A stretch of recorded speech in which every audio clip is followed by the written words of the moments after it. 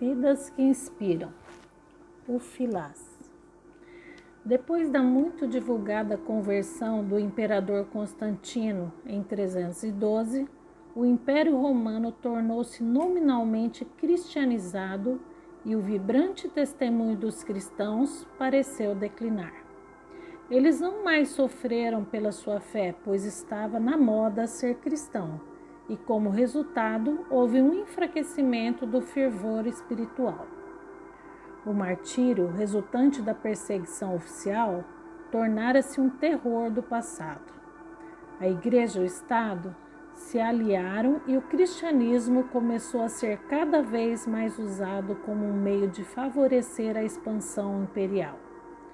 Os missionários eram observados sob um ponto de vista político, na esperança de que seus esforços evangelísticos pudessem trazer as regiões afastadas para o domínio romano. O Filas foi um desses missionários. Embora ele mesmo fosse motivado pelo seu desejo de difundir o evangelho, sua missão, aos olhos da política romana, era perfeitamente adequada à expansão territorial. O Filas foi um dos maiores missionários estrangeiros da Igreja primitiva. Seu ministério foi junto aos godos, uma tribo bárbara fora do Império Romano que vivia na área da atual Romênia.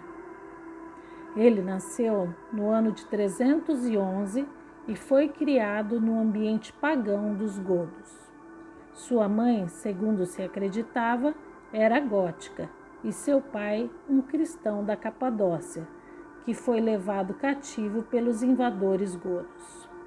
O Filas foi enviado para Constantinopla para o serviço diplomático quando tinha pouco mais de 20 anos. Passou ali vários anos, tendo sofrido influência do bispo Eusébio de Nicomédia, que lhe ensinou as escrituras em grego e latim. Ele serviu sob Eusébio como leitor, ministrando provavelmente a soldados godos no exército romano. Eusébio, como a maioria dos bispos bizantinos da sua época, era ariano, ou pelo menos semi-ariano, e este ensino herético foi transmitido a Filas. Ário, contemporâneo de Filas, era um pregador cristão popular e convincente, mais lembrado pelos seus debates teológicos relativos à divindade de Cristo. Baseado em passagens bíblicas que falam de Cristo como sendo gerado pelo Pai e o primogênito de toda a criação, ele concluiu que, embora Cristo não tivesse pecado e fosse imutável e o Salvador da humanidade, ele era essencialmente diferente do Pai e, portanto, não era Deus. Apesar desta doutrina ter sido rejeitada no Concílio de Nicéia, muitos dos eclesiásticos, especialmente na parte leste do Império, continuaram a manter esse ponto de vista, inclusive o Filas. Mas, segundo Latourette, ele professava uma forma atenuada de arianismo. Aos 30 anos, depois de passar quase 10 anos em Constantinopla, o Filas foi consagrado bispo dos godos, os habitantes do norte do Danúbio, fora das fronteiras do Império. Ao que tudo indica, já havia ali cristãos, caso contrário, ele não teria sido enviado como bispo para a região. Não obstante, a evangelização é que foi considerado como uma sua primeira tarefa. Seu ministério dirigia-se a um povo considerado bárbaro, selvagens e indisciplinados, tipos rudes e grosseiros, com um nível de vida relativamente baixo, morando quase sempre em carroções por não terem residência fixa. Para essas pessoas simples, sugere New, o arianismo pode ter se apresentado como uma simplificação bastante atraente, desde que os livrava das complicadas controvérsias sobre a pessoa de Cristo, permitindo que o seguissem como um líder e se concentrassem na tarefa já suficientemente difícil de aprender a ter uma vida sóbria, reta e santa. O Filas empenhou-se no trabalho evangelístico entre os godos durante 40 anos. Seu trabalho foi de um lado muito bem sucedido, mas ao mesmo tempo prejudicado pela perseguição.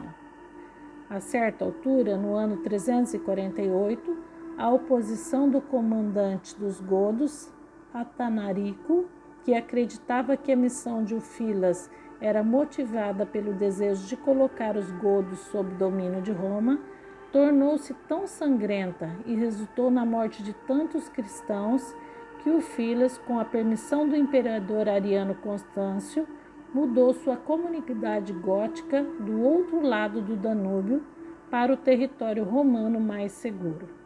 Mais tarde, alguns desses cristãos voltaram ao seu povo para servir como missionários. O trabalho de amor mais permanente que o Filas prestou aos godos foi a tradução da Bíblia em sua língua nativa, uma linguagem não escrita para a qual teve de inventar um alfabeto. Esta foi provavelmente o primeiro ou segundo exemplo, segundo Latourette, do que ocorreu desde então com centenas de línguas. Sua conversão em escrita, feita por missionários cristãos, e a tradução por esse meio de partes ou de toda a escritura. O Filas mostrou-se escrupulosamente exato, apresentando uma tradução quase palavra por palavra do grego, sem qualquer perda para o idioma gótico. Os godos e os vândalos a levavam com eles ao irem de um lugar para lugar na Europa.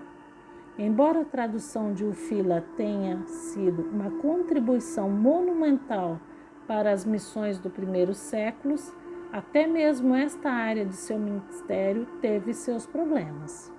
Ele omitiu deliberadamente os livros de Samuel e Reis da sua tradução, porque, nas palavras de um dos primeiros historiadores da Igreja, eles são simplesmente um relato de façanhas militares e as tribos góticas eram especialmente dedicadas à guerra. Havia maior necessidade de reprimir sua natureza bélica do que de dar estímulos aos atos de guerra. O Filas morreu aos 70 anos numa missão a Constantinopla, enviado pelo rei Godo. A prolongada rivalidade entre os godos e o Império Romano continuou após sua morte. Os visigodos lançaram ataques devastadores contra o Império e os saques prosseguiram durante décadas, chegando ao seu ponto máximo na noite de 24 de agosto de 410, quando Alarico e seu exército invadiram Roma. Apesar das campanhas militares, no entanto, o evangelho continuou sendo pregado aos godos pelos fiéis sucessores de Ufilas. Eles acompanhavam as tribos góticas nômades aos campos de batalha e para onde quer que suas caravanas os levassem, dando lugar a um comentário sarcástico de Ambrósio de Milão, que era anti-ariano. Os que antes usavam carroças para morar, agora se utilizam delas como igreja. Mas pondo de lado o sarcasmo, escreve Edmond, esse comentário cáustico se torna um elogio para os homens de fé que, como Paulo, eram tudo para com todos, a fim de, por todos os modos, salvar alguns. 1 Coríntios 9, 22.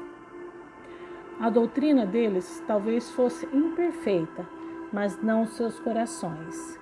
Eles buscavam serviço e não segurança, comunhão em Cristo e não uma catedral, discipulado e não domínio.